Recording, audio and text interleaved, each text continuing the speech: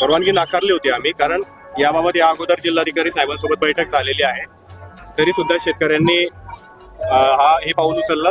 त्यासाठी आम्ही त्यांना अशी परवानगी दिलेली नव्हती की आपण जलसमाधी करावी, पण ते ऐकले नाही आणि पुढे येऊन त्यांनी त्यांच्या आर्थिकतेमुळे इथे जलसमाधीचा निर्णय घेतला. त्यांना कुठलीही जीवितहानी होऊ नये म्हणून आम्ही पुरेपूर प्रयत्न केलेले आहे. सर्व शेतकऱ्यांना बाहेर काढलेलं आहे. याबाबत शासनाला मान्य जिल्हाधिकाऱ्यांच्या माध्यमातून कळवण्यात येईल. पोलिसांच्या माध्यमातून आम्ही जिल्हाधिकारी महोदयांना कळवणार आहे की यांची मागणी अशी आहे आणि आंदोलन तीव्र केलेलं आहे.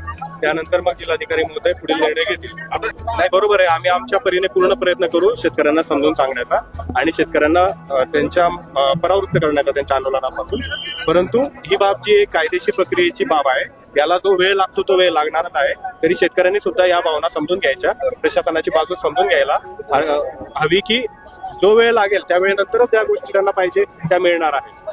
आजच्या आज किंवा उद्याच्या उद्या काही गोष्टी होणार नाही, त्याला काही कालावधी लागेल. तो कालावधीबाबत मान्य जिल्हाधिकारी महोदयांसोबत चर्चा करून लवकरात लवकर त्यांचं म्हणणं कसं मान्य होईल याबाबत त्यांनी प्रयत्न करावे. त्यासाठी आम्ही जिल्हाधिकारी महोदयांना सगळ्या गोष्टी अवगत करणार आहे. आम्ही शेतकऱ्यांच्या त्या भागामध्ये आम्ही गोपनीय आमचे कर्मचारी नियुक्त केलेले आहे आणि आमचा रात्री नाईट पेट्रोलिंगचा जो स्टाफ असतो तो तिथे कायम सतर्कपणे पेट्रोलिंग करत असतो आणि काही सिव्हिल ड्रेसमधले आमचे कर्मचारी तिथे आहे.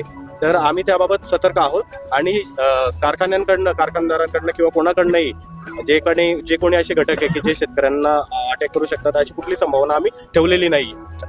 ते शेतकऱ्यांना बाहेर काढणं आमचं कर्तव्य आहे. कुठल्याही शेतकऱ्यांची जीवितहानी व्हायला नको हे कर्तव्य भावनामुळे झालं नाही, बाकी काय.